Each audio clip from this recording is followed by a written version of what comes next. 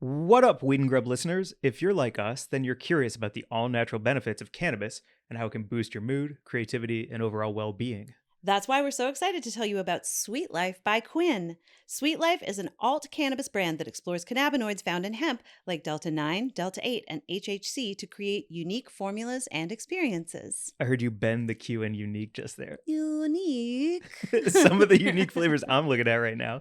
Peanut butter marshmallow cookies, dark chocolate cappuccino cookies. What's the one back there? They've got toffee Oreo. Ooh, let me see that. Orange pistachio. I love a toffee Oreo. Go check everything out at myquinn.com. And one of the cool things about them is that all their products are Farm Bill compliant, meaning that you can buy legally in all 50 states. What if you live in Alabama? Yep. What if you live in Arkansas? Is it a state? If it's a state. Yep. Happiness? You're good. Cool. Right now, Sweet Life is offering Weed and Grub listeners an exclusive offer for 30% off with code Weed and Grub. Go to myquinn.com, that's myqwin.com, and use code Weed and Grub for 30% off. That's a lot of percent. Get yourself some toffee Oreo. Get yourself some peach rosin. Yep, check out Sweet Life. What up, everyone? It's Mike. I'm just shouting out Boston Market really quick because I'm working with them to raise money for the Red Cross. They also have new chicken rotisserie nuggets that are quite good. I had the spicy. It made me cough and it made me sneeze. And that was a nice feeling because it made me feel alive. Speaking of alive, if you want to donate to the Red Cross, please go to the link in my bio and donate some money. Even if you can't afford to donate, it's important that you know that I teamed up with Boston Market and we're donating $1,000 to the Red Cross. And that feels really good. So if you want to be involved, go to my Instagram at GlazerBooHooHoo. Leave a comment on a post. You might win $100, and we're donating some money. So if you want to donate or try those brand new chicken rotisserie nugs, do it. Hello, and welcome to Weed and Grub.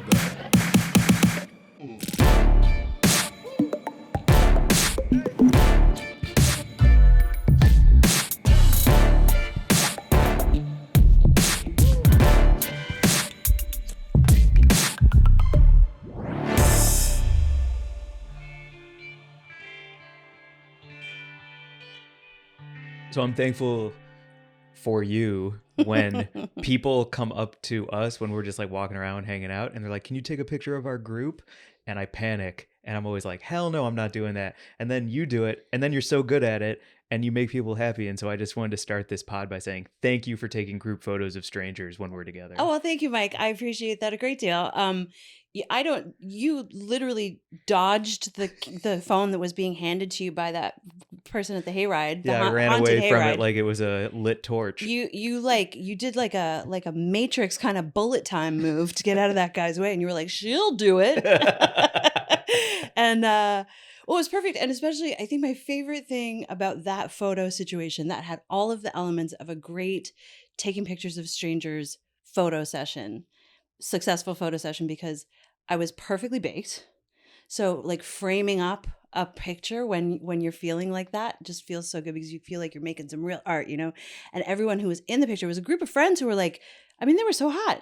They all looked very cool. They were crazy hot. It was a group of 12? Yeah, like it was like Euphoria come to life. It was crazy. They were mad sexy. Yeah. Like every one of them dressed in like their full fucking outfits. They kind of looked like they were all on a dance crew or something, because there were like elements that tied them together as a friend group. They were all young and very fucking beautiful.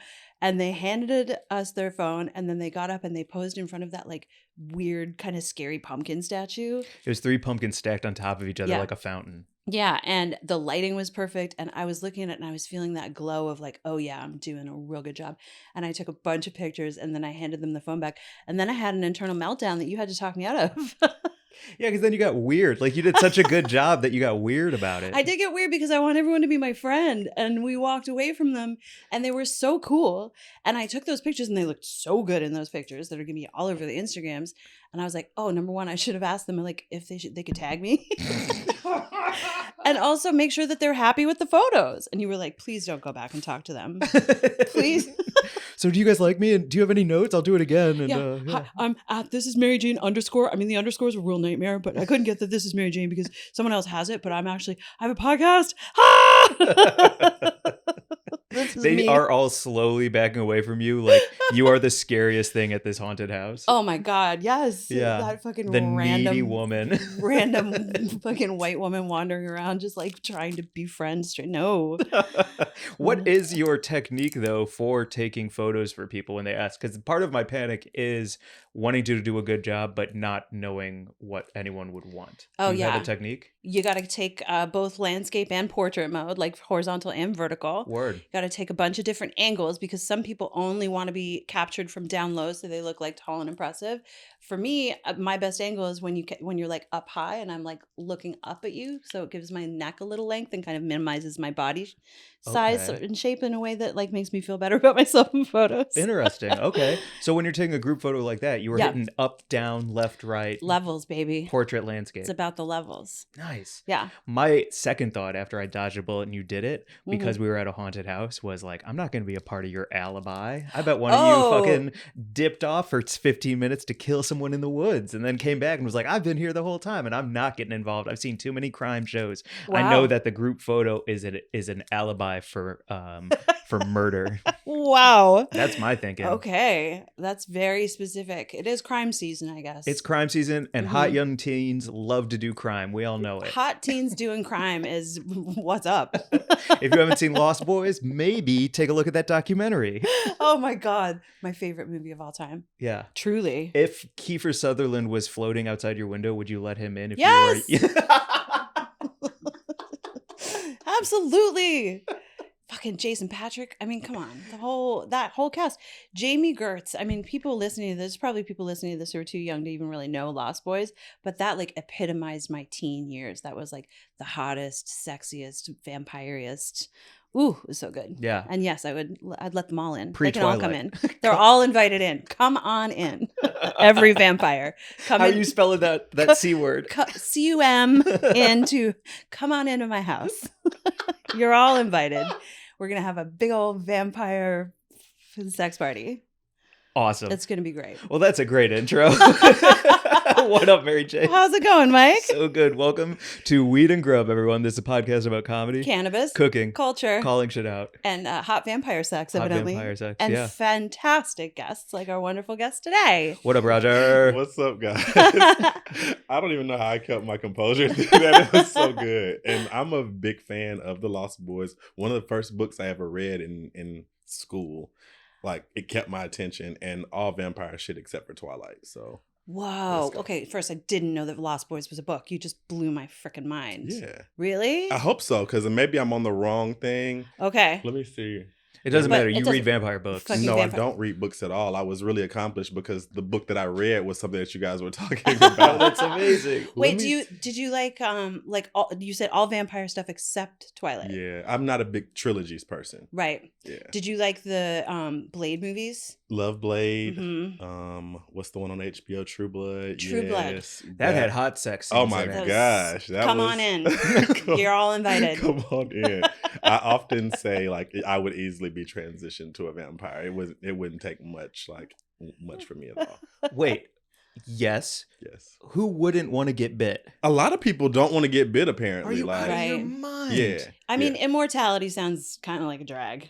you Yeah, know? but like super speed, I'm not just like, oh, let's live in LA. Like I'm living in LA, I'm living in London, I'm living in Paris. I'm giving like each of those their own like lifetime. Yes. So, and then I'm not going back. Like it'd have to be a checklist. So I'm not even intertwining and shit. Yeah. Like Imagine you just, vampires in Dubai. I don't think vampires have been to Dubai because it's new and man-made. So whoa. True that. that would be something that only could happen in this time. It couldn't be like 1865 in That's Dubai. right.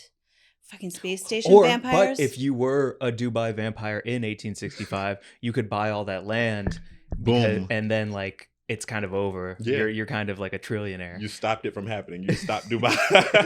but vampires don't time travel, so a vampire in Oh, that's 1865 wouldn't have known what was coming. Yeah. That's my You're biggest just living fear. in the moment. If I can be vulnerable for a moment, my biggest fear if a vampire bit me is that I would I'm too dumb to become that millionaire vampire because they all seem to have shit on lock. Oh, yeah. And they always get wealth.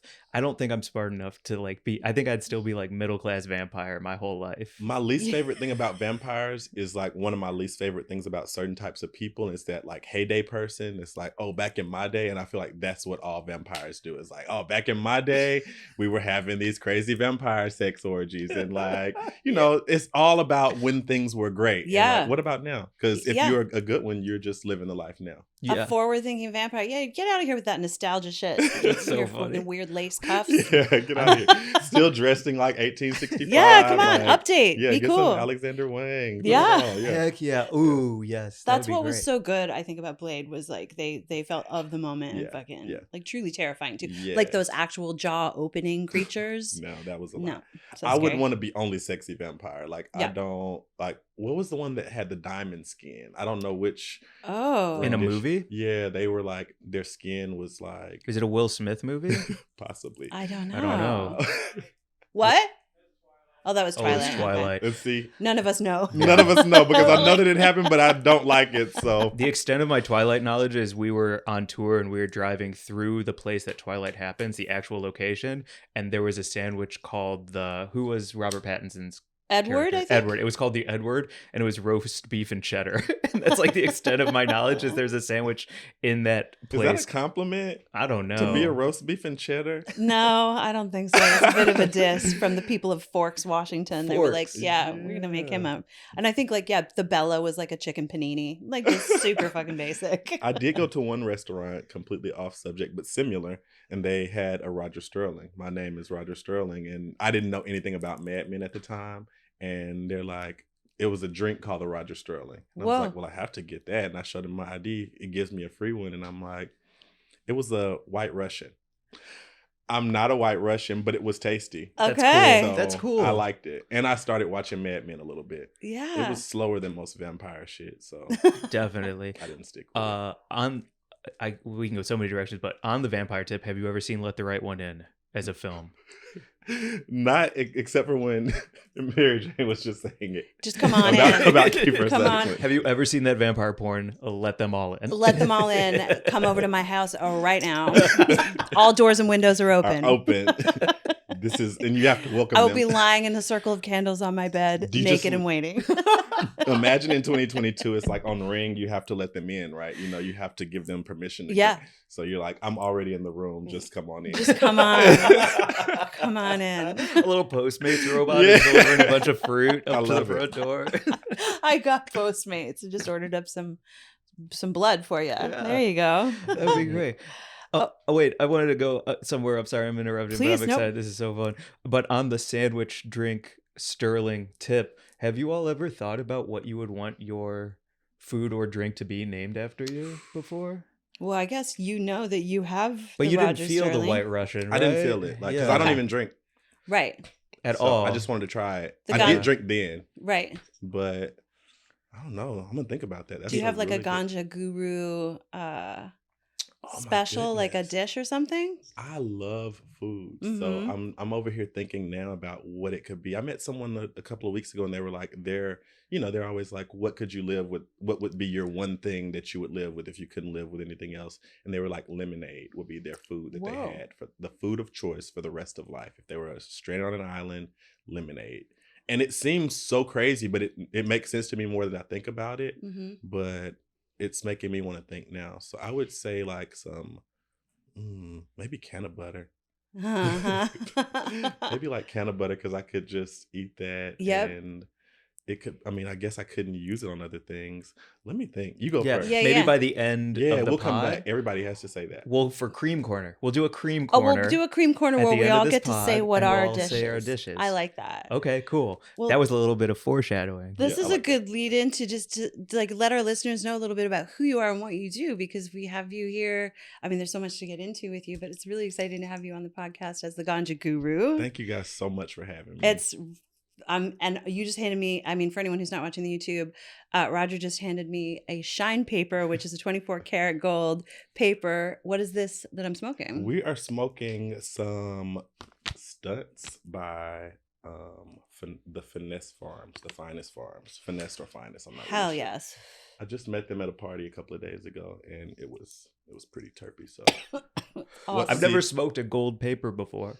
I've been off of blunts in general for the last week. Really? And yeah, because I was just having a bunch Oh, of that's good. Yeah. And tobacco, hitting you in the throat. love, hate. Yeah.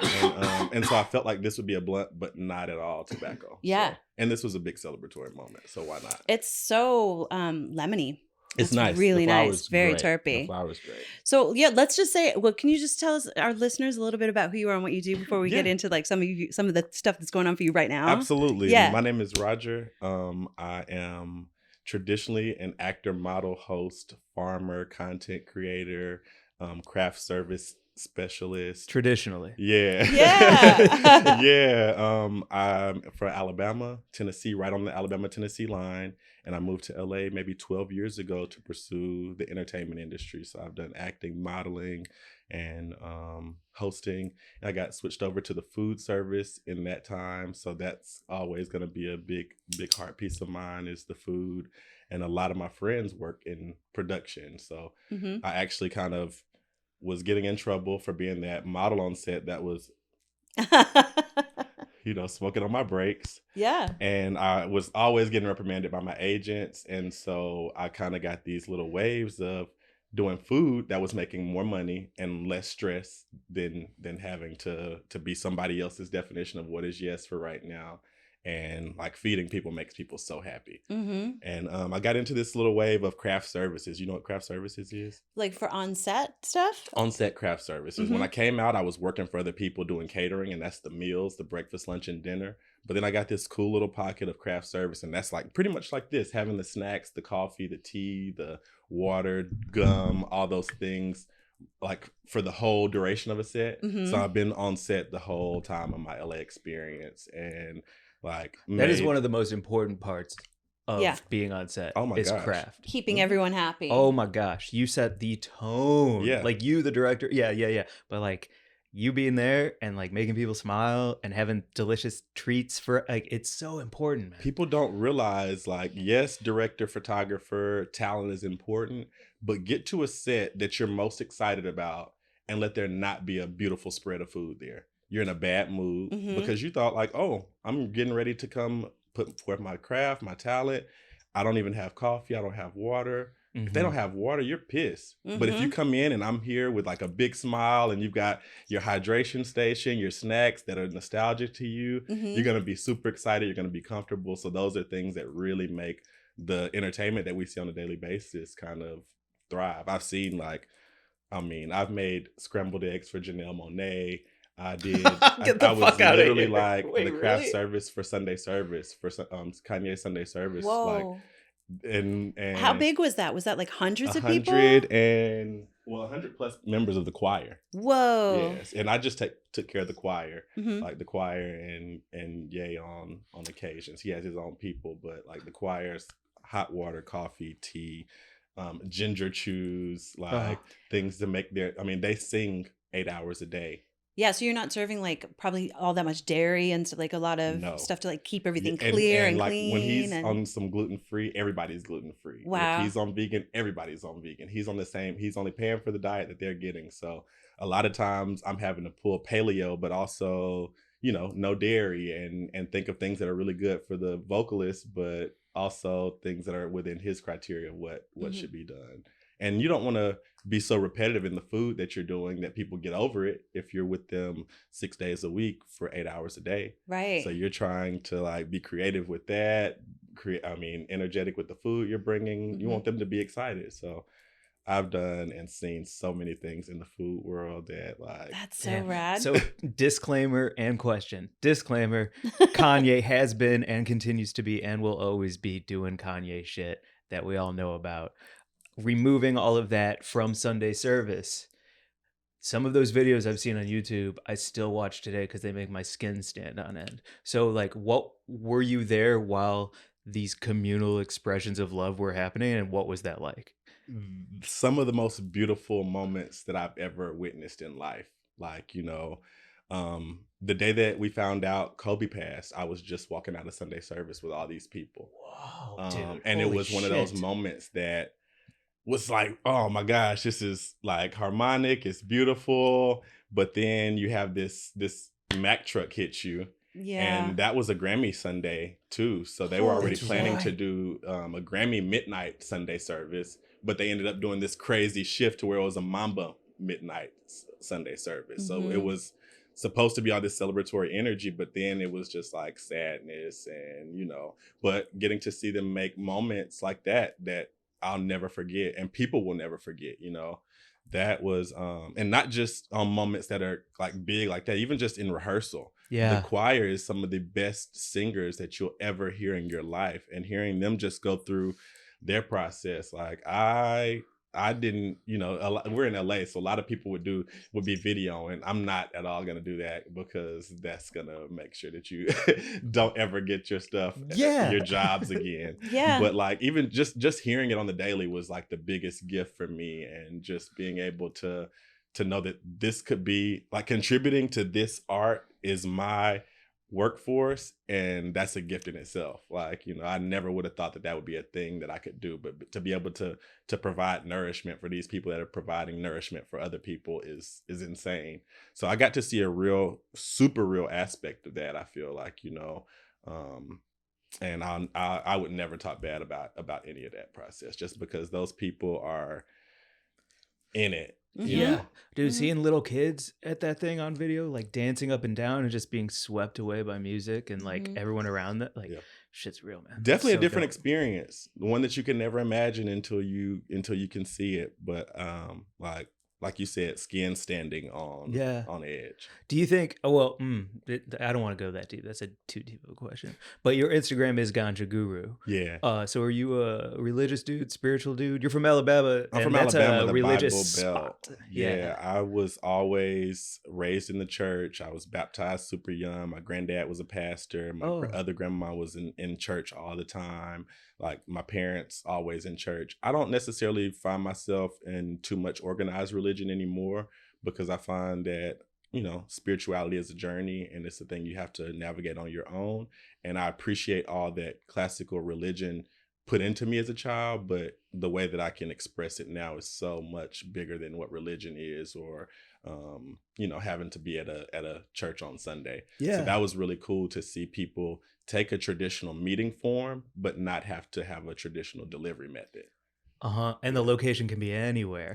You can be spiritual anywhere. Yeah, this is church. Yo. Yeah. Yes. Yeah. That's awesome. Man, I love that so much. Yo, can that be a real? Okay, bet. Yeah, this is church. Yeah. Wow. So how did Ganja Guru evolve from? Did that come about as you were in LA and you were sort of tying things together? Absolutely. I left all that out. Sorry. So I was that guy who was always on set. People know me for cannabis. I've been consuming since I was my senior year in high school, but on a daily since like my freshman year of college. I got to see professionals that were my mentors and peers consume before work, consume after work, and see, but also hiding their consumption and see how that can affect a life. But out here, I was able to really just ironically we have to make those 7 streams of income. So like I was having to not be Roger smoking weed. It had to be something else. So like on my Instagram, when I came out here, of course, we're all looking at our brand.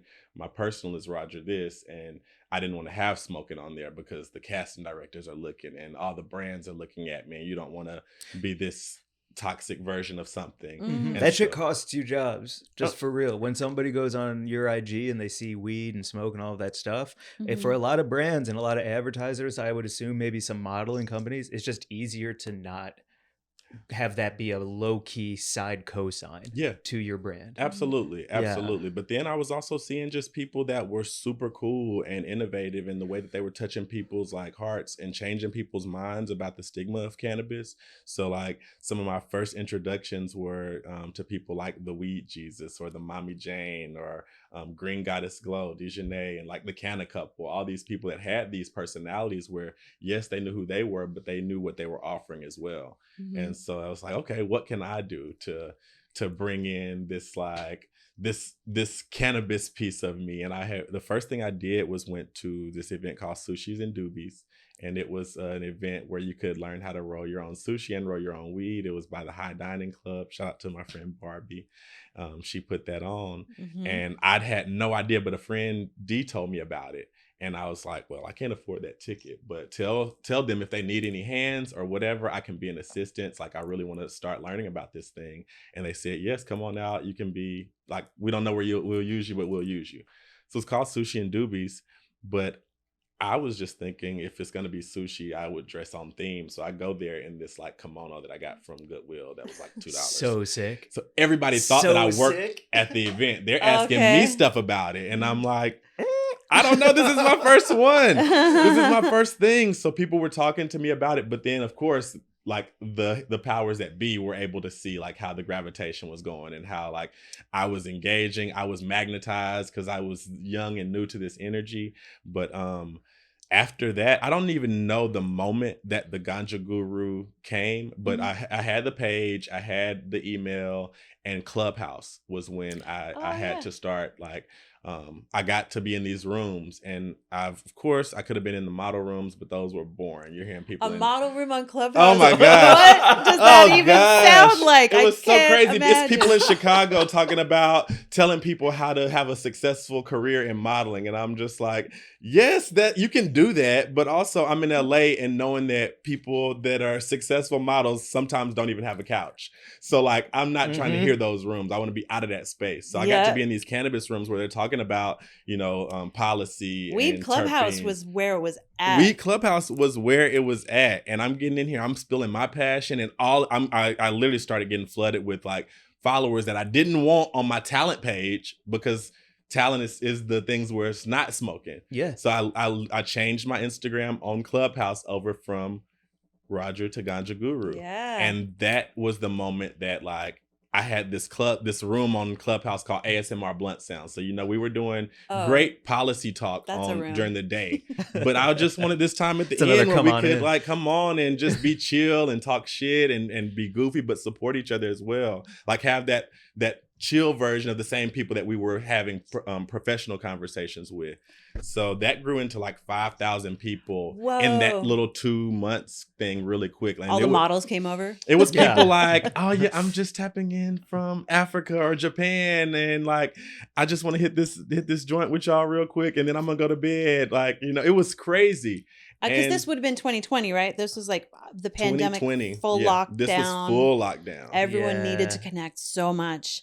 That's so cool that moment just like was put in. I have no idea how it happened, because people still now, I'm very sketchy about social media and putting my identity out there and identity theft and all that. So I put my name instead of Roger on Clubhouse. I split it up and put Ra as my first name, Ja as my last name. So it's this whole group of people that identify with me as Ra, that call me Ra from Clubhouse. And that's who they know me as, you know. They don't know me as Roger, like, you know. You may be the sun god. This may be and that was intentional, you know. I always shout out the sun god, but also the moon god, you know, like, and the goddesses. But Clubhouse was when the momentum came. And then, you know, we got to be outside and see the same people we were talking to. I'm in LA, so a lot of the people who are moving and shaking are in LA. I see you at every cool thing. I always am like, yep. I was. It's so funny. If it's a cool thing, Roger's here. I'm gonna probably be there. But like, I love to be inside. But like, you know, I like to be the reserve about where we are. But it's not cool because I'm there. You know, it's cool because it's cool, and we happen to be there. You know, if you're there to see, you're there to see too. You know, totally. I'm half the time on the other side of the country, so I feel like I'm always missing out on a bunch of the cool shit too, because there's never-ending cool stuff going on all the time. There's so much cool stuff happening. There is. I agree. So rad. You want to get to the news? Yeah. We'll do a little news. Yeah. All right. Hang on a second, because we have a wonderful sponsor for the news. Our news segment is presented by Quinn. They're an all cannabinoid brand, and Sweet Life by Quinn explores all cannabinoids found in hemp, such as Delta 9, Delta 8, and HHC, to create unique formulas, and experiences. Sweet Life offers everything you love about cannabis, and all their products are Farm Bill compliant, meaning you can buy legally in all 50 states. And right now they are offering our listeners an exclusive offer for 30% off with the code Weed and Grub. So go check them out. You will find everything you need to know to find them in our show notes. And we dig them. Thanks, Quinn. Thanks, That's Quinn. Really tight. Thanks, Quinn. How good was that read? That was really good. And Oh. I just was taking it in and really impressed by it, actually. Right? Just being Thanks. honest. Do you know Mary Jane, for like ads for like Quinn and other things, she'll get DMs that are like, hey, would you say this word combination on air for my ears? This is a word combination. What's your most requested word combination? Banana custard. Now, would somebody have had to pay you for that? Yeah. Okay. I'm going to start an OnlyFans just where I say whatever people just like email me the sickest shit and I'll read it just for you. Yo, some people Does that send you a exist? paragraph to jack off to. Yeah, I would do that. I mean, because I don't really want to like take pictures of myself, but I would read whatever you want me to say. You want me to say something incredibly messed up that's just for you? Send me money and I will do it. I'm big on the Audible as well. Like, Yeah. so it's not even about the I mean, listen, Yeah. I would draw the line at some sort houseboat. I just got a sign from producer Mark to How say much that. is he? Charge that boy. Mark, that'll be $5. You can Venmo me. Thank you. I was gonna say, like, I wouldn't read just anything. Like, you couldn't send me anything, but I would read some weird stuff. Yeah. Yeah. Sweet. Okay. Well, that actually ties into our news story this week. Oh, okay. What's our news Because story? if you wanted to read it to us, you did write it. Oh, I forgot we were doing that. Yeah. That's right. The news story this week. You stirred a couple pots, Mary Jane. Love stirring a pot. Mhm. Our news story this week is from High Times, and there is a section called Weirdos. Shout out John Capetta. Mhm. And this week's Weirdos is we don't have to agree, but you can't tell me this isn't a good thing when it comes to Biden's big announcement. It is a win for weed, wrote Mary Jane Gibson.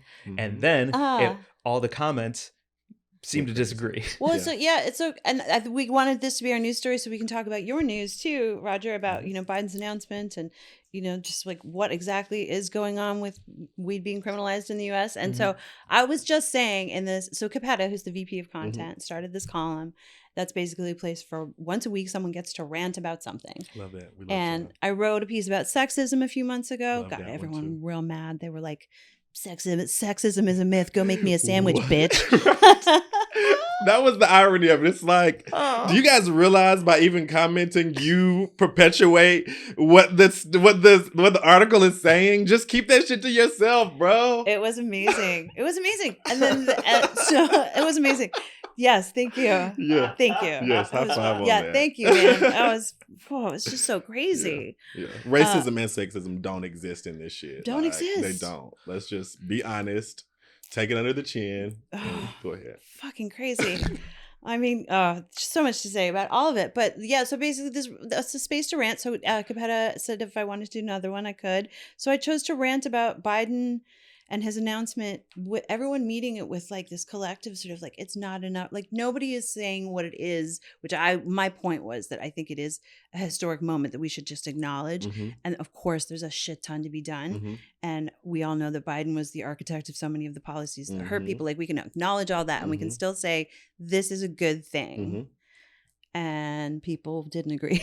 No, I completely agree. I've had the conversation, of course, because when I got the news, I had already had this random weird scenario in my mind. And just to give the tie-in, I was arrested in June in Florida for cannabis possession, and apparently 20 grams is a felony there. So I was being charged with felony possession, and this was all based and found through violation of my Fourth Amendment rights. So they didn't go ahead. Walking or driving? I was driving, not driving when it happened. Driving at a gas station, stopped to get gas and food and pee and all that. Was going back to Orlando from Miami after visiting a friend, and hadn't been smoking because I know how the South is.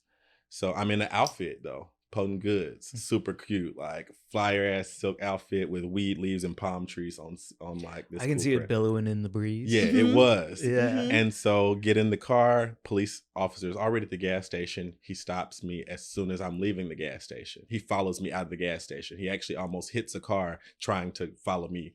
And so he stops me and I'm like, okay, sir, what's going on? And he's like, oh, it's okay. You're not getting a ticket. You almost caused an accident leaving. And I'm like, sir, you almost caused an accident leaving. And furthermore, can I go? And he doesn't let me go. Actually, the situation escalates to 5 cars on the scene within the next maybe 5 minutes. And one of them has a canine in the car. And so they asked for permission to search. Well, he asked me to get out the car. I tell him this is not routine. He tells me that I need to get out the car. The other officers are really not nice at all. So I'm out of the car while they're running my ID. He says he has a canine. Can he search my car? And I say no. And for all these other reasons that I know, shout out to the Delta 9 and hemp in general. We have a hemp farm in Alabama. So like, not that there would be any hemp material in the car, but I know that I use CBD. I might have a box of cannabis underneath the seat, but that's not your business to see if you don't have a reason for stopping me, a reason for doing these things. If my car doesn't smell like weed, it's not probable cause, all of those things. So. And you knew all this because just your education. Like, I think a lot of people getting pulled over wouldn't necessarily know that all of that was true. Well, I knew that he didn't have any reason. Like, I know it. I mean, it's funny because if you imagine me in LA, I'm riding, smoking a blunt. Like, I do that. That's not necessarily something that is legal, but LA cops are different. LA is just different. In Florida, I'm not riding, smoking a blunt. I'm in my mom's car, so it doesn't smell like weed.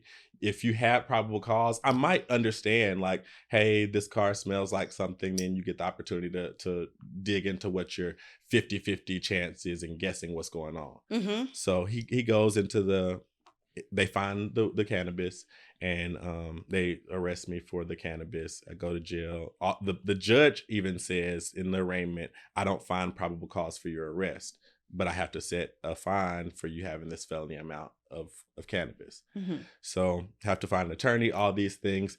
I had always had this real random thought in my head that said, I will be going through this while federal legalization happens.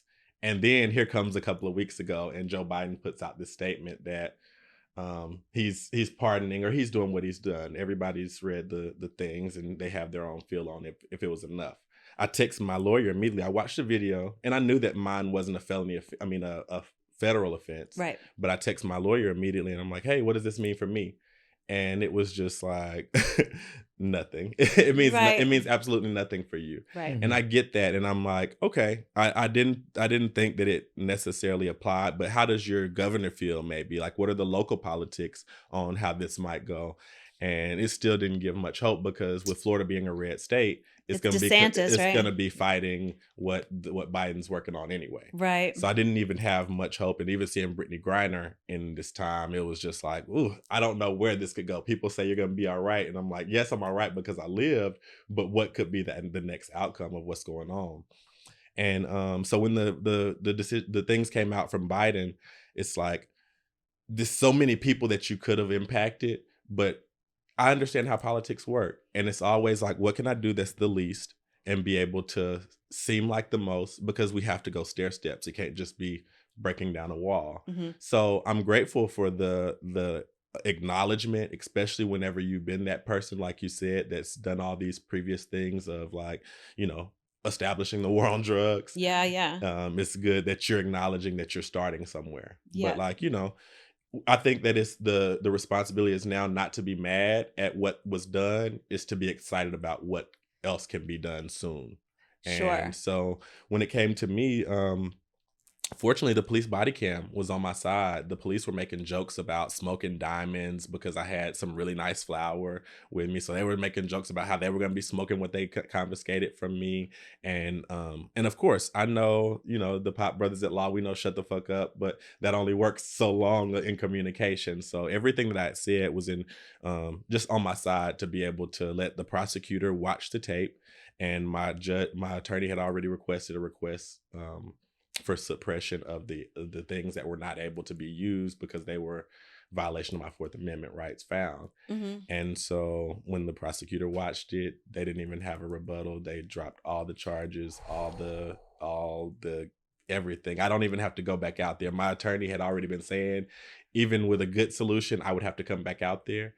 And I think that he didn't have just like he didn't know and have the confidence that I knew that the body cam proved. Yep. So that was just, a really cool moment of, Oh man.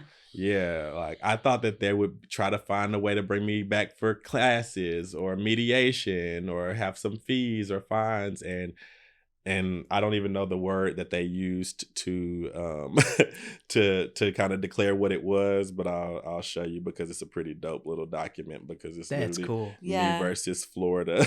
Yeah. Yo, let's get that blown up and framed. Come Yeah. Yeah, on. it's pretty cool. That's amazing. Also, while you no oh, you got probus, no propus. Okay. Yeah, Let's see. look at that word.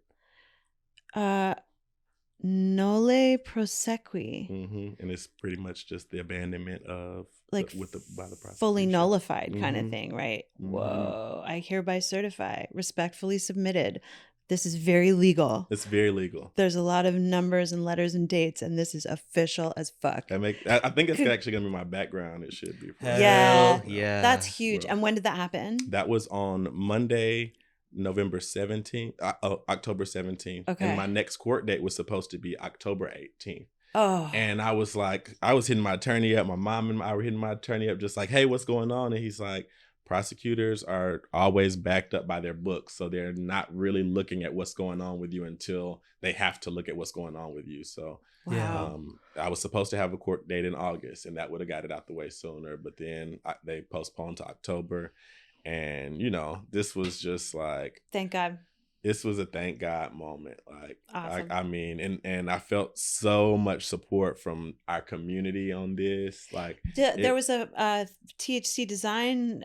yeah. So I literally just told a few people. One of those people was Jake. Jake at Telos, and they just threw everything together. Jake and Stephanie did so much. They got THC Design Speakeasy to be able to host us there. We had a fundraiser. We had Biko Flower Bar. You could roll up your own. I mean, they had a rolling lady there for you. We had Artet at the bar. Substance gave some bongs away. Potent Goods, which was the beautiful clothes that I was wearing. They gave away jumpsuits, and this is all in a fundraiser. This is all on a fundraiser. God like damn, I dude. felt, and if I'm being honest, like I didn't know how to navigate through, and I went straight from Florida back to LA. So like my family was in Florida with me, but I didn't get to have any like family moments. So like honestly, my family didn't even really. My mom and dad were there, and my cousins, a couple of them. But like my core people that if you're at home and you crying on somebody's, or you talking to your friends, like they didn't even really know what happened because I got so supported by our community in this cannabis thing, and I felt that was like, I mean, I couldn't even show enough gratitude. Like I felt like it was my birthday, but it was also Christmas, and it was also just like, a baby was being born and just all those joyful moments. Yeah. It was really, I couldn't even believe how it happened. So like, I got so much gratitude and love for just everybody in this thing that is this cannabis community, because it has its up and downs, Yeah. but like It we sure are does. what we show up for with each other, and That's I can only just show gratitude. Like, it was beyond me. That's so good to hear about the cannabis community, because I just, I think everyone's so stressed out all the time and they feel so squeezed out by the community that became the industry. And Mhm. so to hear about like people just showing up truly for you in service of something that has nothing to do with anything but community. Yeah, and it was a is week's so notice. cool. It was a week's notice. That thing was full. Like, I mean, Christina from Fruit and Flower made some delicious, like she had a bake sale, and it was just, she made I don't like chocolate that much. Hate me. But she made my favorite cookies, which are like a peanut butter cookie with a white chocolate chip. Ooh, yum. And I mean, she made way more than that. But her and Wendy, I mean, 64 and Hope came, Oh, and yeah. those girls Shout 'em out. I mean, it was so much love that I just am like, that's what the cannabis community is about. And there is industry, but like being able to identify the community within the industry, like not even letting them replace one another, being able to really identify the two, and like know when you're showing up for the community and know when you're doing things that are, maybe work and industry wise, community Yes. and industry. That's the best thing I've heard in a long time, to like really find the community in the industry. We all know the people in the industry who are the real part of the community, and it is easy to see. And once you know how to look, you can really find your people. You can find your tribe. It's like this makes me happy because like even more shout outs. Like Lucy and Geza, this couple that I've just known in this cannabis space, they were launching a whole nother initiative in the time. And Geza is this amazing artist. He had these custom Adidas that was like, you know how sneakerheads do. I'm in here in a ASOS boot. So sneakerheads, they charge out for their, like he had this beautiful custom Adidas that he gave away for the raffle. Whoa. It was insane. So like, long story short, all of my attorney's fees were covered with the fundraiser. And as long as I didn't have to go to court, that would be no other procedures, no other fees. So like, yeah, it was a mind blowing, like, so this past week has been just big celebration with everybody. You know, it's been up to Halloween. Yeah. But everybody's like, oh, congratulations. This is like, and it's like, no, us congratulations. Thank you, because you were kind of a crutch when I couldn't walk for real. Like I've just been in this space where, yes, I was out and about, but it was just doing those run of the mill things. I wasn't really, I mean, you heard Mark say I've been glowing this whole week, and that's because I'm that type of person. But since June, I had this stagnant energy of just like, this crazy gaslight of being in one place and being punished for one thing, and then going back home and having to use that thing to make money and pay rent, and then also pay for this situation to be over with. It's mind like, fuck. Yeah, it's a big mind fuck. That is a fucking mind fuck. To see, you know, actual justice happen, and like not ego prevail, and not like, you know, just these other things that we all know happen, I was just like, oh, Shay. yeah. Amazing. Yeah. I haven't said congrats yet. Massive congrats. No, thank you so much. Like, fuck. I'm so like, Wonderful. this is June. It's summertime. Let's be outside. Let's go crazy. Let's create. Let's build. Like all those people that I mean, you know, not even that there's a thing for a thing, but like I already know who my angels are, so I'm looking forward to being there for them, and just like, you know. It gives me a great energy for this thing that is new. Cannabis is still so young. Yeah. And so for this to happen to me so early in this time, it kind of gives me a whole nother motivation when, you know, I felt like I was having a really good momentum even in June. And I got like, okay, now I don't really know what to do. Because do you get this kind of love from your family and the family you were raised in? Yeah, my family is really great. So I was raised on a farm. My dad was born on the land that we farm hemp on now, actually. So Culture Valley Farm is a thing that I spend a lot of time in LA, but I also spend a lot of time in Alabama. We grow hemp on the land that my dad, for all his life, cultivated: horses, cows, chickens, pigs, goats, the garden, all the food that we grow. And so you grew up on this farm? Grew up on the farm. I just moved here maybe 12 years ago. So was that real farm life? Like you ate what you grew and you were like living off the farm? Not everything totally? that we grow, but like we have 4 deep freezers. One is deer, one is beef, one is pork, one is like chicken and other things. Wow. Have you reached under a hen?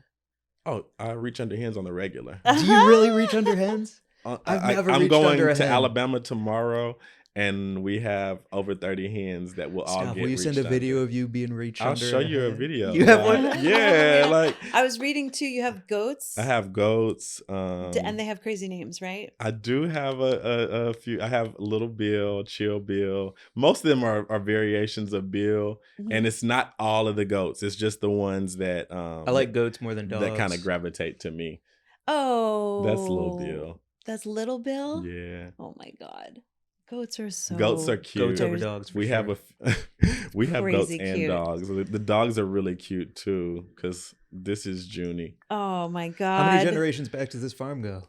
At least 3 generations. Wow, the whole town is like it's kind of crazy. We have this little town on the Alabama-Tennessee line that my dad grew up, well, my dad was born there, and even generations of his like all just owned land there. So imagine like towns of Black land ownership, and fortunately my parents have always held on to it. Yeah. And even Whoa, and also sorry to interrupt, but like if I think the math of 3 generations, I don't know when the Emancipation Proclamation happened. However, Black land ownership in Alabama is like, yeah, whoa. I mean, my dad told me stories about people trying to come and repossess their land and say that they weren't even paying on it, and him having to go in, like my granddad telling him to go in the room and get his shoebox from under the bed, and it being torn pieces of brown paper bags that say 10 cents paid today or $1 paid today. The fucking receipts. Yeah, those were receipts, and them being able to retain the land based on that.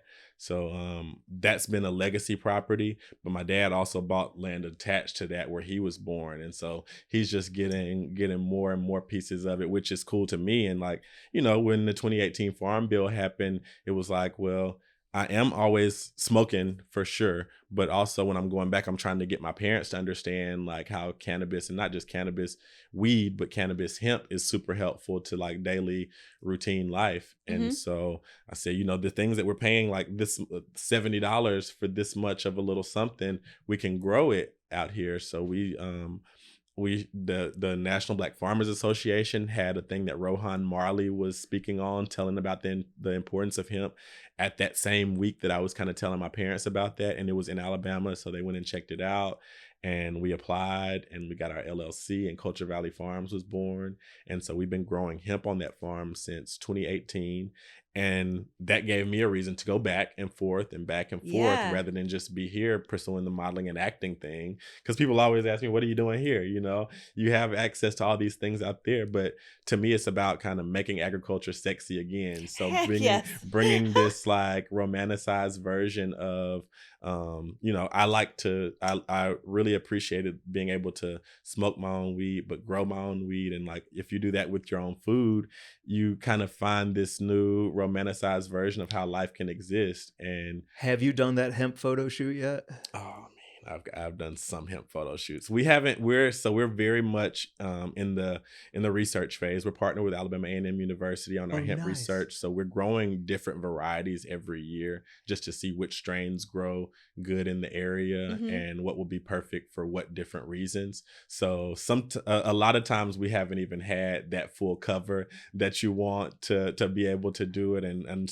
most of them aren't even good for flower. They're like industrial hemp, so thicker stalks and like not as cool looking. Yeah. And then what happens with that? What are you doing with that industrial hemp? Some concrete? We like, that's the biggest things for us, is to be able to figure out what we can grow great there, and then be able to do, I would like to have the fibers, to be able to really have, I mean, it's no place that you can get a cost efficient hemp shirt to do, like, you know, just t-shirts for people. And I mean, hempcrete, of course, is a beautiful thing. Hemp wood is a beautiful thing. And so I want to go back to the fashion part, only because like fast fashion, upcycling, like all these things are like fast fashion is a massive problem, but then like upcycling to me is kind of bullshit. Like it looks cool, but it's like you're making one of one out of 5 things. Like it takes too much time. But the idea of using hemp for fibers to make actual fashion and get away from like cotton and all these fucked up materials would be such a cool idea. Such a great idea. Like I don't even have really shirts out right now because I don't want to use cotton shirts, and hemp shirts are expensive as fuck. Fuck, are they really? Yeah. Damn. But those are things that we want to be able to really make the market, and really not even corner the market, just make the market there and let it be a thing that can survive. How many go ahead. Sorry, but Balenciaga just dropped Kanye, so Ganja Guru might need to sweep in with some hemp fashion. We Balenciaga, need to get some hemp for them. Dem, are you listening? Let's go. What was your question? I don't know. I have so many questions. I really want to know how big the farm is. So it's about it's legacy property, and then it's where my dad bought. So like, overall, it's about 75 acres. That's so much. We grow only on 5 acres of hemp. Okay.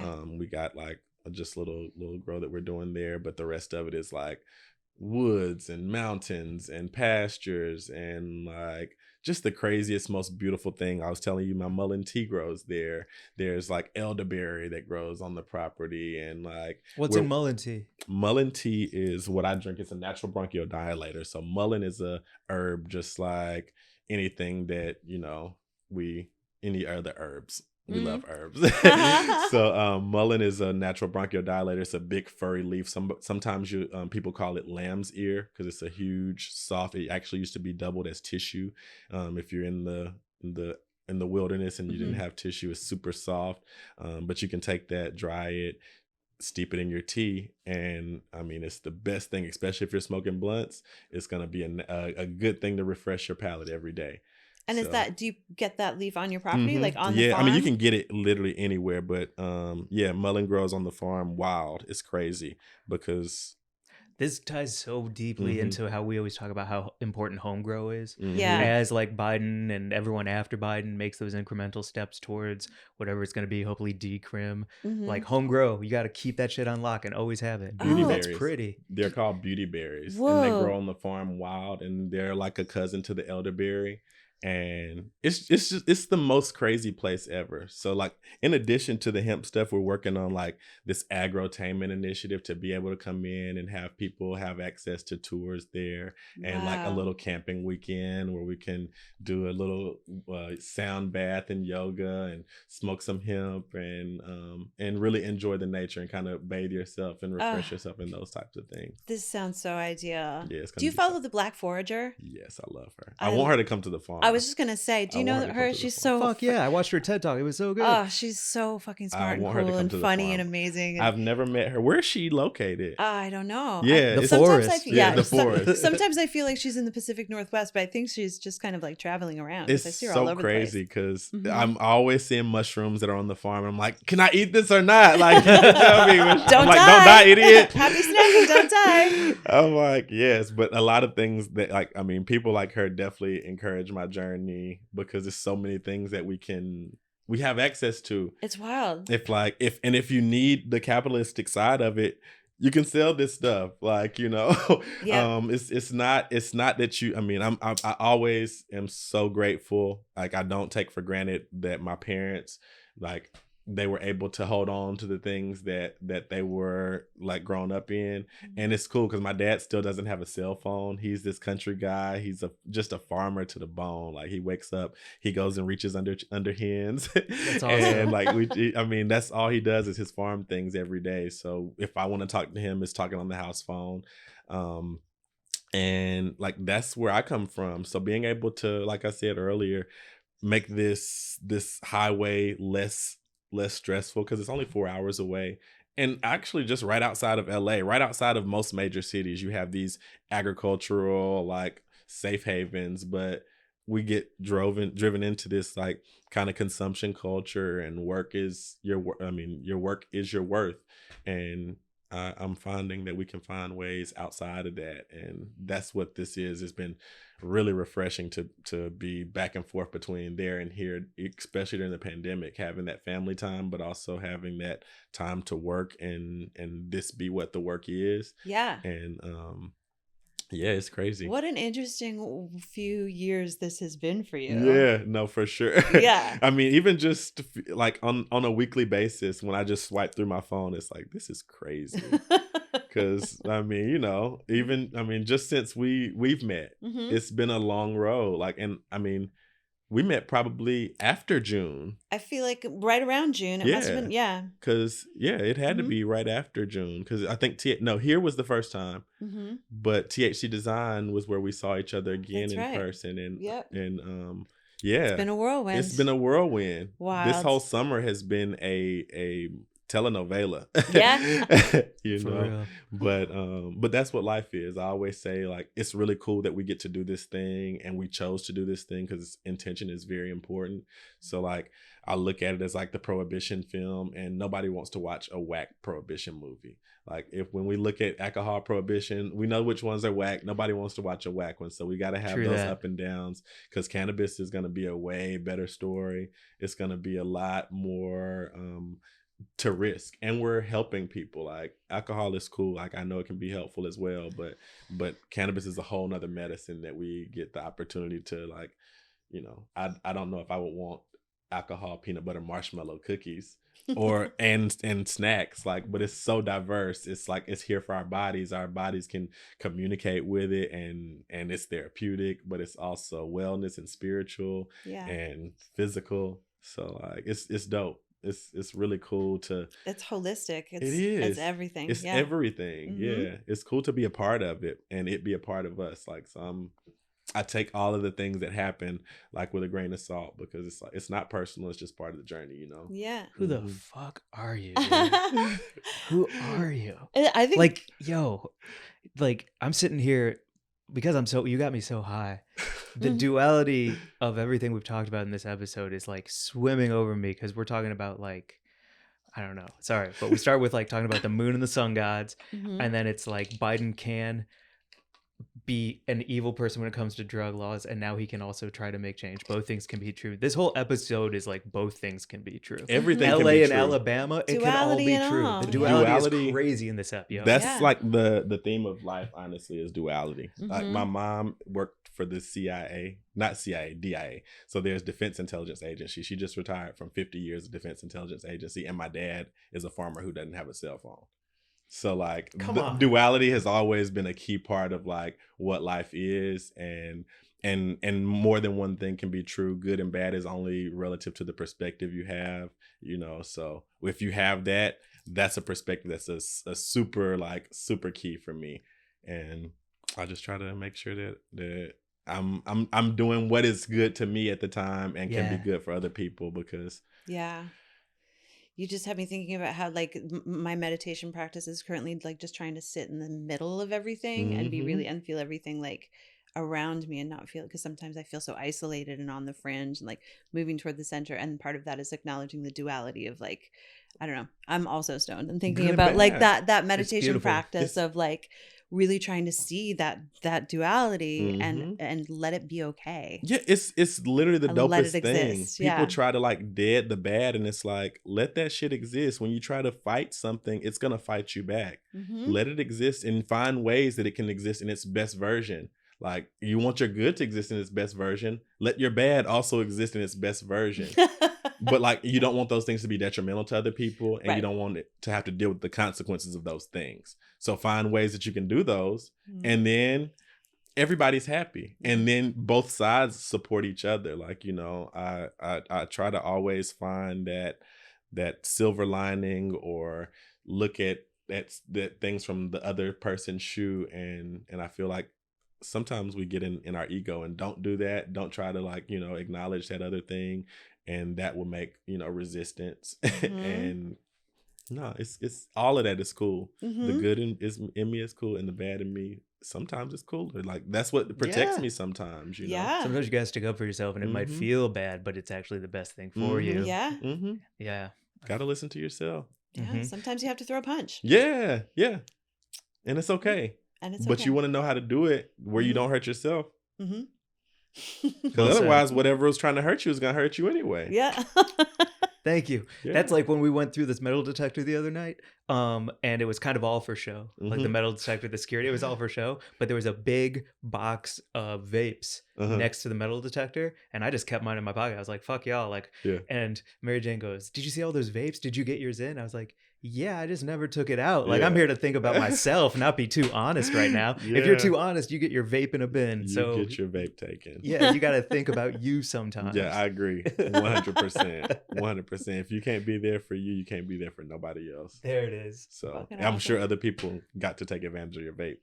Yeah. I sure did. See? Yeah. And then I took that great picture of all those hot people under the tree. That is amazing. I'm so excited about that because I really want to see that picture. you I should. hope they find should me. definitely tag you. I don't. They don't know how because Mike prevented me from running up and screaming my Instagram handle at them. He was like, "Please don't." Is this a good spot for cream corner before we wrap? This is. Yes. Okay. This is. Okay. Well, should we say like what our forever? I don't even remember We what were it going to was. say at this our cream point. corner was going to say a dish that we would name after ourselves, or a dish that we would name for Or- ourselves. You know what I'm saying? Yeah. Or Yes. could we also do like a food or a drink? Like if it's Sure. broccoli, just change your name to broccoli. It I become think it was like Glazer. if you walk into a restaurant and you ordered the Mike Glazer, what would that dish be? Was the Okay. idea. Got it. Okay. But you can say Okay. whatever you want. We're making this up. Okay. You know, there are no rules. Yeah, I agree. True. Okay. Great. Okay, so you go first, though. Oh, you want me to go first? Sure. Okay, Yeah. bet. I think based on everything we talked about today, it would be some kind of like delicious popcorn. with a bunch of different seasonings and spices and a lot of acid on it. That's as far as I've gotten. But I think like I'm a fun dude, but you got to kind of triangulate with me and meet me halfway in my own brain. And popcorn's a real triangulation to eat. And then I like lemony things, so I would want some acid. And I like spice because I can be a little spicy and get in fights just because I'm bored, so I pick them. I think there's a lot of me in popcorn, so my forever food would be like popcorn by Mike Glazer. Okay. Wow. I like that. I feel so shitty about mine now. You know what yours is? I kind of know what mine Let's is, hear it. but I laughed at myself for it because I had to change it in the process. Because at first it was going to be a shrimp salad, and I was like, I couldn't be a shrimp salad. So immediately had to change. So we're going to go with a power bowl. It'd be like a grain bowl. Yeah. A fire ass grain bowl. There would be like quinoa, herbs, decarbed herbs, some avocado, like roasted squash, mushrooms, definitely. Absolutely, definitely corn. I love corn, not creamed corn, but like some roasted corn. We could go roasted squash too. Roasted squash as well. Some fresh tomatoes, heirloom tomatoes. Ooh, yeah, that's my like. What's your drizz? A cilantro pesto. Yeah, delicious. Would it be called the Ganja Guru or the Roger Sterling? It would just be the Guru. The Guru? I would Guru. order the fucking Guru. Yeah. The turducken of tacos, Mark says. Mark is crazy. Producer Mark says the turducken of tacos. What is a turducken? That is the thing where a turkey duck. It's a duck stuffed into a chicken stuffed into a turkey, right? I think. I really hate that. Yeah, I know. I hate that too. Yeah, with my dick through the middle. I just hate that. That seems like so much. I don't know what the turducken of tacos meant, but that was very funny. Okay, so the Guru is this grain bowl, and the Mike Glazer is this just like a big sloppy bowl of popcorn. Okay. Yeah. The Mary Jane is a bento box that has like 18 different areas. And it's got everything. Everything you can imagine. It's got everything. It's got the cold lettuce with the orange ginger carrot dressing on it. That's a delicious first bite. It's got a little spot for some miso soup, all the starters. Then it's got some shumai. It's got pickled radishes. It's got edamame. It's got seaweed salad. Okay. It's got some nigiri, and then it's got some fried California roll, which is my new favorite indulgence. Okay. I didn't know you could fry sushi. Yeah. And I'm from Alabama. Oh my God. I started. Really? My first job was at a sushi bar called Me So Hungry. And I only got a job there because they had these LED light name tags that just scrolled across and you could put whatever you wanted to on your name tag. And they fried some sushi there. Yeah, they fried sushi like nobody's business. I rocked my world. I will spend a lot of money on fried sushi. Yeah, so that's my bento box, and then there's got to be a little like a green tea mochi dessert situation or some kind of like, or a green tea cookie maybe. Definitely some dessert. Have you had green tea fried ice cream? What are you talking about? Okay. No, what is it? You ring your hands green together? tea fried ice cream. Say that. Yeah. Green tea fried ice cream. Yeah. Think about it. All right. It's great. Okay. This is a great cream corner. New pitch instead of OnlyFans. Yeah. We send you menus. Okay. And you just read like menus. Okay. Because like if I handed you a Denny's menu and you were doing like if you read the Denver omelet. Oh. Yeah. Yeah. Okay. Cream corn. Denver omelet. What is that? Ham? Tomatoes. That was so great. Just that's all you have to say was mushrooms. There's all sorts of goodness in there. Oh my goodness. Listen, this is a new project. I need some money. This could be a side hustle. I'll just read stuff. Turn your for side whoever hustle wants into your me to. That's exactly right. Yeah. 100%. That was our cream corner. Are we fucking best ever? I know we've got a wrap. I know we've got buds of the week before we go. We do. I was gonna say one more loop that I needed to close for myself before we did buds of the week. Okay. You have your lawyer on text. Mm-hmm. Yo, that is such a good lesson for anyone in the weed world. Have a lawyer. 2, have him on fucking text. Mm-hmm. I can't stop thinking about that. That's such a great idea. Yeah. He wasn't my lawyer before I was arrested in Florida. But you got a lawyer. But I got a lawyer, and we text a lot. That's I so mean, not sick. a lot, but like after the Florida situation. Yeah. Mhm. Yeah.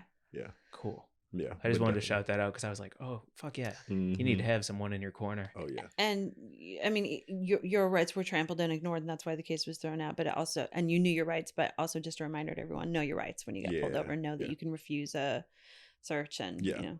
They had me in a catch-22. I had no idea that 20 grams was a felony anywhere. Like I had no idea that. I mean, I knew that it could be like it was like an offense, but I didn't know that it would be a felony to have 20 grams. It's like, especially in a medical state. I knew Florida was a medical state, that people could buy medical marijuana in that day. So I had no idea that just having this box that was eighths packaged and this beautiful letter that says, "Hey, Ganja Guru, welcome to the family. We're so excited for you to try these new strains." I had no idea that would be something that would be like felony. Wow. Yeah, I had no idea for that. But like, you know, I know how to not incriminate yourself via the words that you say.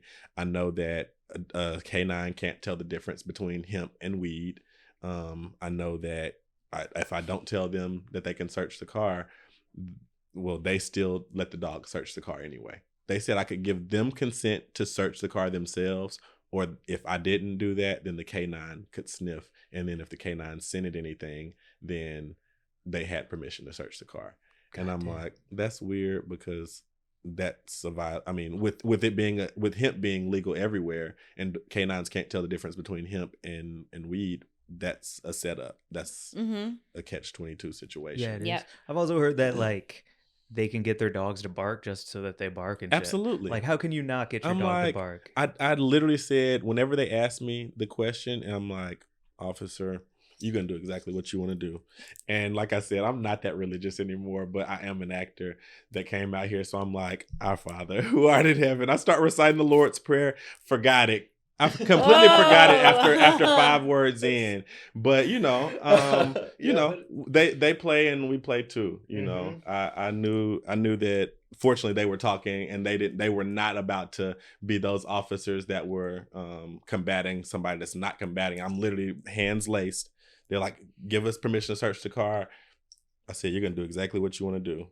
And I started reciting it, and then as soon as I got to like the words that I remembered, somebody said something. I just answered what they said, and they still took me to jail though. But well fucking played. Well played, because all of that was on body cam. And like, fortunately, they had to stand behind that. Yeah. And that's it. And that's the bigger lesson for people. Like, fuck the police, but like, don't ever like worry about going toe to toe with the police, because they're the lowest on the totem pole. Like, if you have to fight it in court, that's one thing, but like, police will just be generally people that had a badass high school experience, and if you try to outsmart them, they'll take it out on you. So like, get out of that situation in that day, but like, you know, put your hands up, say the Lord's Prayer. Yeah. Yeah. Ooh, I'm so glad we got there now. Yeah. I'm so glad we just got there. Do you want to do Buds of the Week now? Yeah. Yeah? Sure. Okay. I'm so glad we just got there. That is such a good lesson. Dang. Do you want to go first or second? You go ahead. Okay. Do you know what Buds of the Week is? Kind of just based on you saying it. Yeah. Yes. Who's your bud this week? Or what is your bud this week? Shout something out that people should fuck with. I'm gonna shout out want- everybody that I already said. Yeah. Everybody that I said as the shouts out, because they fuck with me. I fuck with them. So everybody from that, but also Evelyn Lachapelle. That's my homegirl in the weed world. She just did her first pitch competition. Whoa. And I'm really excited. Like, you know, I was just looking at it on Instagram last night. So it was. What is she pitching? She's pitching for as the cannabis industry's weed lady, and she did a pitch. It was in NorCal somewhere, I think. Yeah. But I donated the money. The votes are based on donations.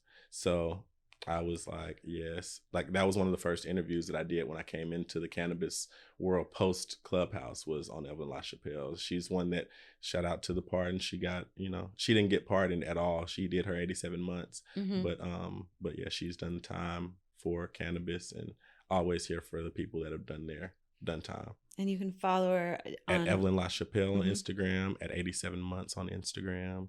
I'm pretty sure there's a website out from there. Yeah. Awesome. Yeah. Love that. My butt of the week this week is Tonya Filonenko. Filonenko. You're not going to remember that, but it's my butt of the week at Tonya Filonenko, a Ukrainian who lives in Amsterdam, who I met on the plane back from Amsterdam to LA. She was coming here to LA and she hooked me up with a JBL speaker. She's a big deal at JBL. She was coming from a Martin Garrix concert. She had a full bag of stuff. We were hanging, we were chatting. I was telling her all these good restaurants to go to here in Los Angeles. And she goes, "Do you want a waterproof JBL speaker for your shower?" And I go, "Fucking hell yeah." And so I want to shout you out. I want to shout out JBL and I want to shout out Tonya, because without you, my showers wouldn't be the same. Yeah. I hope that's not weird to say. That's just a thing to say. But thank you. That's dope. Yeah. Without you, my showers wouldn't be the same. But you know what I mean, but not mean by that. Right? Yeah. Okay. Because they won't be the same. They won't be the same. And you know what I mean. Wink, wink. Wait, no. Yeah. No? Yeah.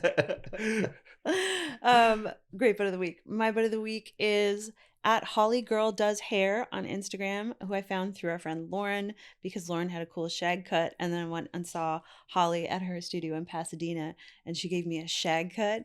Yeah. And I feel like I got a whole new vibe going. It's shaggy. I like it. Thank you so much. I'm really enjoying just feeling like kind of like a beachy California girl with a when you get a new haircut and you're just like, what's that's up? Right. What's up? What's up, everyone? Yeah. So she's amazing. She's got like a crazy following on Instagram, and she does like classes all around the country and stuff. So she's actually, I think she qualifies as a celebrity hairstylist. She's very fancy and cool, but she just gave me this fucking wildly cool. I love this cut. So thank you, Holly. It's a great cut. Thanks. I love that. Thank you. Can I add one more bud? Yeah. Because I've been stuck on telenovelas all week. And yes. I said telenovelas earlier unconsciously. And I have to shout out, I couldn't come without shouting out Tammy, the Cannabis Cutie, and the High Learning Book Club, because she's had me stuck on the Jenny Rivera Mariposa de Barrio. It's the Hood Butterflies Jenny Rivera story. So I had to shout out Tammy. Hell yes. We love Tammy. She's just... Yeah. Just doing all the cool things. Yeah. Fuck yeah. And what are your plugs? Oh, my plugs. I am Roger. And since I told you guys all of my shit, I guess I'll give you my handles. I'm Roger this, but post cannabis, I'm Ganja Guru 2. And that's me on Instagram at Roger this. The E is a 3. You can go to my website if you want to. It's ganjaguruofficial.com. Culture Valley Farms on Instagram, also culturevalleyfarms.net. That's me. Everyone send flowers to you.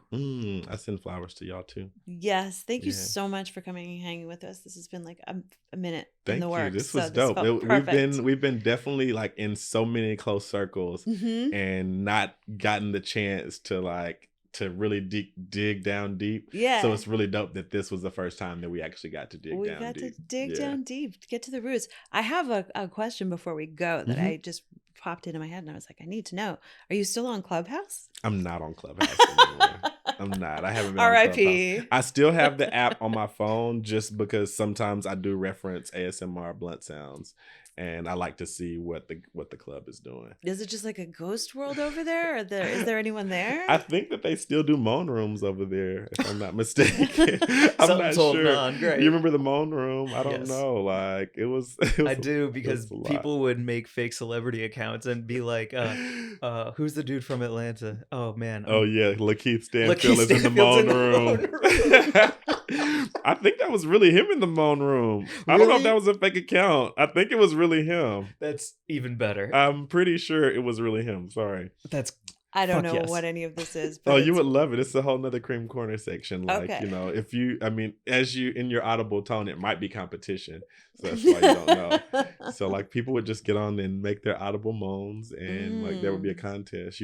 There's the lines of people. So they just go down the line and people moan, and people might cash out them money or whatever for their moan. Okay. Yeah, it was a lot. I missed my calling, I guess.